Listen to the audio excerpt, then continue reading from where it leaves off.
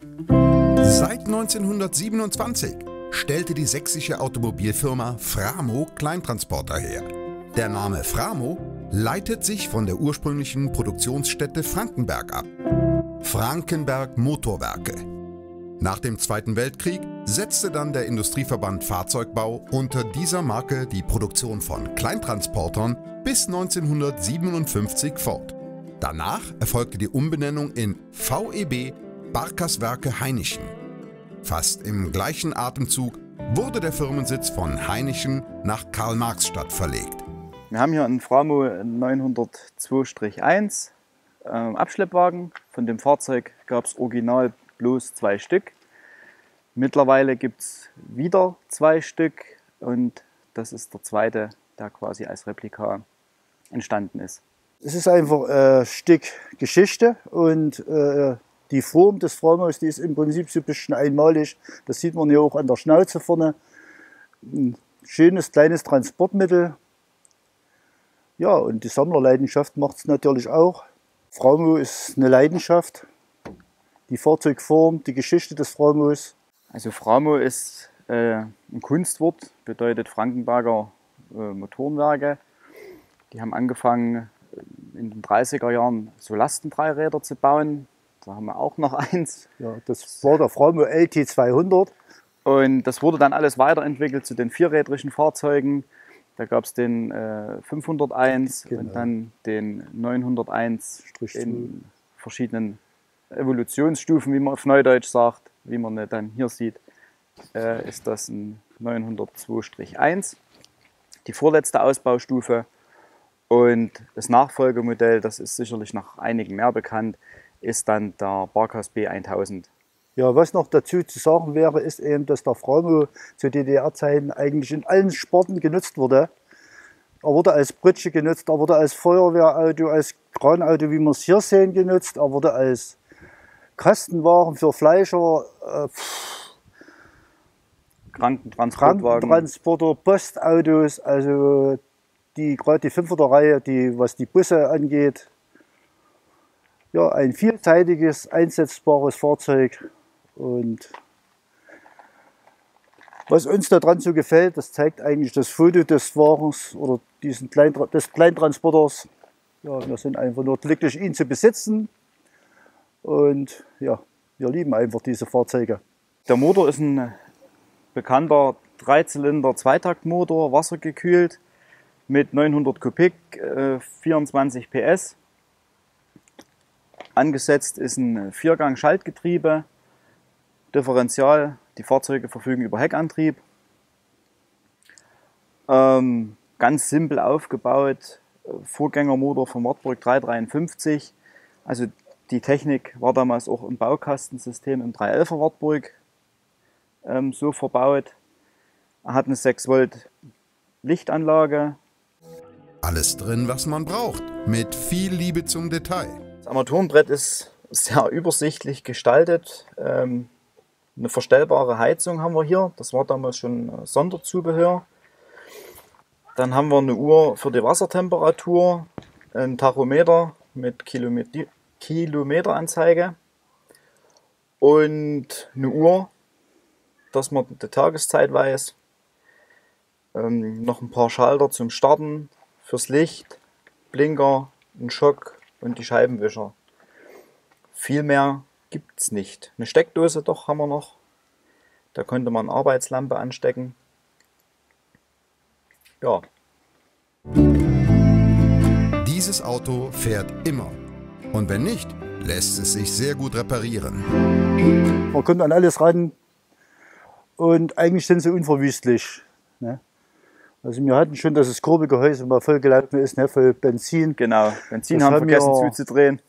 Benzin da war undicht zuzudrehen und dann haben wir das im Prinzip alles durch kurz zünden, den Sprit rausgelassen, Bild trocken gewischt und eine halbe Stunde später lief er wieder. Also unverwüstlich. Früher wurden die Alltagsautos damit abgeschleppt. Trabant, Wartburg, was halt so auf den Straßen war. Und natürlich Ladas, aber ich denke mal in der Hauptsache wirklich die Ostprodukte, wie halt die Trabis und die Wartburgs. Reinstecken, den Benzinhahn öffnen, Kupplung treten und ihn im Leerlauf lassen. Also er wird bloß im Leerlauf gestartet, dann zieht man, wenn er kalt ist, einen Schock. Und dann springt er sofort an.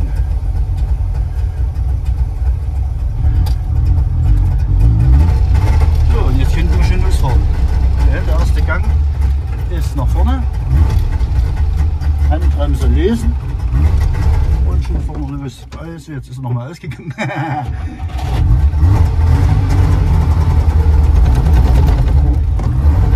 Da ist noch kalt. Ja. Das ist so. Zwischenküppeln, zweiter Gang geht allein ohne Zwischenküppeln, wenn man sehr langsam fährt. Und ansonsten muss man schon ein bisschen zwischenküppeln und die Drehzahlen einhalten, damit eben das Getriebe sauber schaltet. Ja. Jetzt lässt man im Prinzip einen Leerlauf.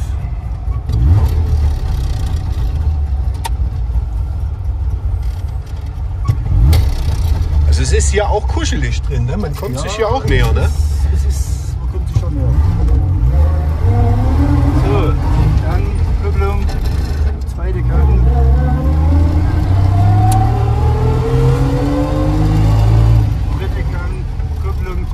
Locker lassen. So kleine Geräusche, die gibt es immer mal.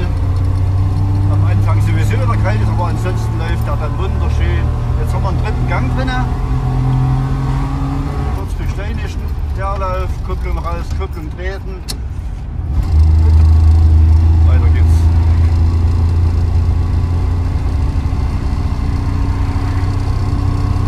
Ja, und jetzt fährt er.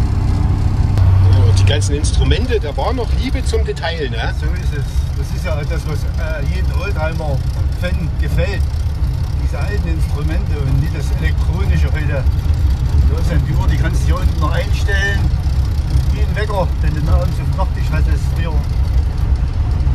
Ja, Also das lebt noch richtig, man merkt richtig, das. Genau so ist es. Und du brauchst ja auf alle Fälle Ahnung. Ja, also du kannst dich ja nicht einfach reinsetzen und losfahren. Das geht nicht. Also einer, der jetzt mit den Zwischenküppeln und diesen Geschwindigkeit, die muss die Geschwindigkeit beim Runterschalten, vor allen Dingen müssen die Drehzahlen stimmen. Ne? Der muss beim Runterschalten sehr viel Gas wegnehmen. Zum Beispiel habe ich jetzt, schalte ich runter, lasse mich schön abtüren, gebe Zwischengas. Jetzt geht erst langsam die 3 hinein. So. Beim Hochschalten ist es nicht ganz so, aber Zwischengas muss man immer geben. Und dann muss man die Gänge eben richtig schön geschmeidig einführen. Ja? Also eine Frau hat ja nichts am Steuer zu suchen.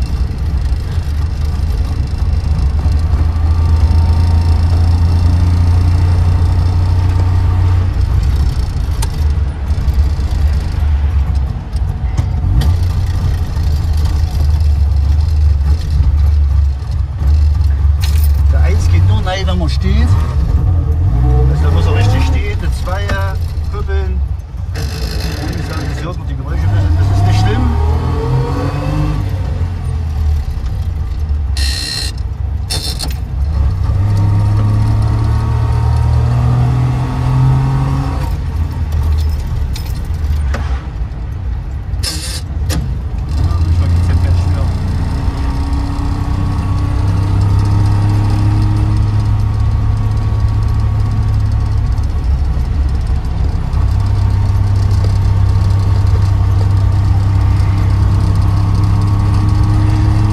Verstehen, warum die Suicide-Türen so heißen. Ja, man fühlt sich schon ein bisschen, wenn es die aufgeht, ne, dass das auch wirklich... Sie nennen sich ja Selbstmördertüren, ja.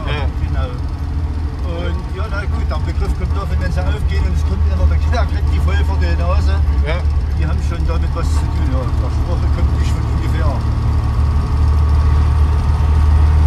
Ja, aber das Schöne ist, die sind unverwüstlich, diese Autos. Also was die da gebaut haben. Da springt Sommer wie Winter an, da keinerlei Probleme, nichts. Ein sehr, sehr zuverlässiges Fahrzeug.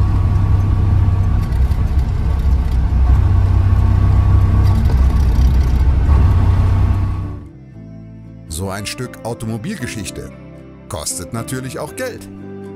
Das ist, liegt erstmal im Sinne des Betrachters. Ne? Es ist immer so, wie viel man bereit ist, dafür auszugeben. Also dieser Freimut, denke ich mal, ist so zwischen 17 und gut 22.000 Euro wert. Das ist aber jetzt nur meine Aussage.